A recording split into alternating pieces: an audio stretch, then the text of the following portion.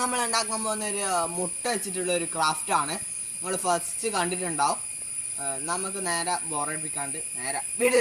ഇതിനടുത്ത് നമ്മൾ ആദ്യമായിട്ട് ഇതാ കോഴിമുട്ട എടുത്തിട്ടുണ്ട്.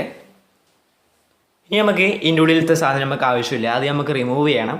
അതിനായിട്ട് ഇത് അതേപോലത്തെ ഒരു സ്പൂൺ എടുത്തിട്ട് ഇതിൻ്റെ മുകളിൽ 2 പ്രാവശ്യം തട്ടിക്കൊടുത്താൽ നല്ല അടിപൊളിയായിട്ട് അത് പൊട്ടും. ഇനി നമുക്കിതാ ഈ കോഴിമുട്ട നന്നായി ഷേക്ക് ചെയ്ത് കൊടുത്താൽ, ഇതാ വീഡിയോ കാണുന്ന പോലെ ഷേക്ക് ചെയ്ത് കൊടുത്താൽ ഇതിൻ്റെ ഉള്ളിലുള്ള മഞ്ഞയും എല്ലാം പുറത്തു വരുന്നത് കാണാൻ കഴിയും. ഇത് നമ്മളിതാ കംപ്ലീറ്റ് ആയിട്ട് എടുത്തിട്ടുണ്ട്. കംപ്ലീറ്റ് ആയിട്ട് അതിൻ്റെ ഉള്ള ഫുള്ള് റിമൂവ് ചെയ്തിട്ടുണ്ട്.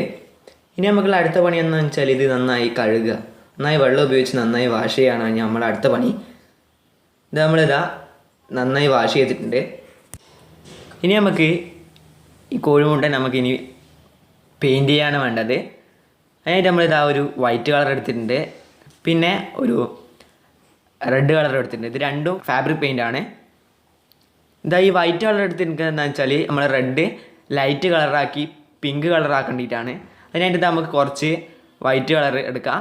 പിന്നെ നമ്മൾ ബ്രഷിൽ കുറച്ച് റെഡ് കളർ എടുത്തിട്ട് നമുക്ക് ഇത് രണ്ടും കൂടി മിക്സ് ചെയ്യാം. അപ്പോൾ ഇതാ നിങ്ങൾക്ക് കാണാൻ പറ്റും, ഇതാ ലൈറ്റ് കളറായി വരുന്നത് കാണാൻ പറ്റും.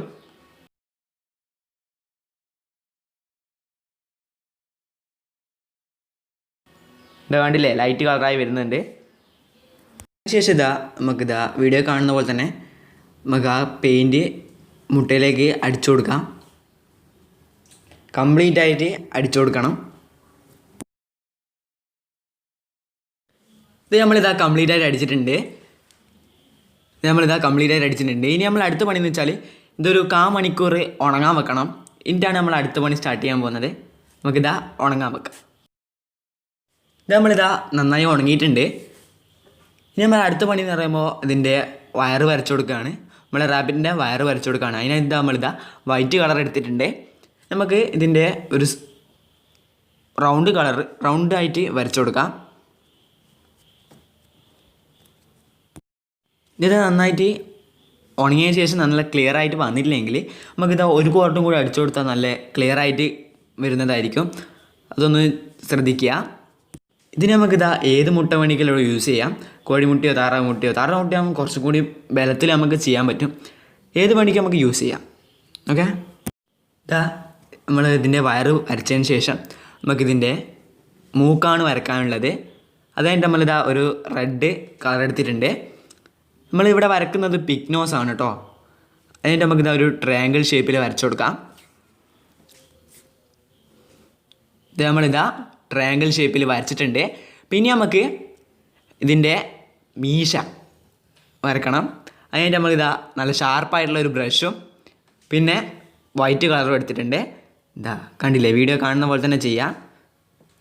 ഈ മീശയും ഫസ്റ്റ് വരക്കുമ്പോൾ നല്ല ക്ലിയർ ആയിട്ട് വരണം ചാൻസ് കുറവാണ്.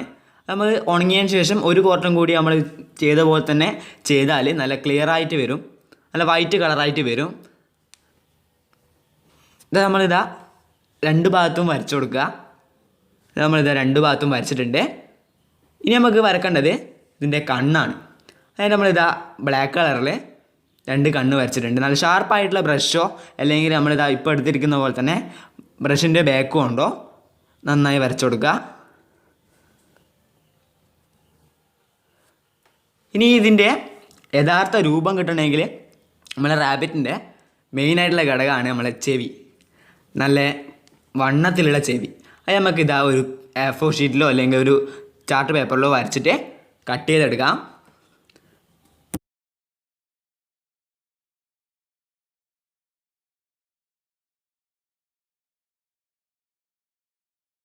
അപ്പോൾ നമ്മളിതാ രണ്ട് ചെവി നമ്മൾ കട്ട് ചെയ്ത് വെച്ചിട്ടുണ്ട്. നമ്മൾ അടുത്ത പണി എന്ന് പറയുമ്പോൾ ഇതിനെ ഒന്ന് പെയിൻ്റ് അടിക്കുക എന്നുള്ളതാണ്. നമ്മൾ മുട്ടയമേൽ അടിച്ച കളർ തന്നെ നമുക്കിതാ ഈ ചെവിമേലും അടിച്ചു കൊടുക്കാം. നല്ല തിക്കായിട്ട് അടിച്ചു കൊടുക്കുക. അതിനുശേഷം നമുക്കിത് ഉണങ്ങാനും വെക്കണം. ഇതാണ് നമ്മൾ അടുത്ത പണി.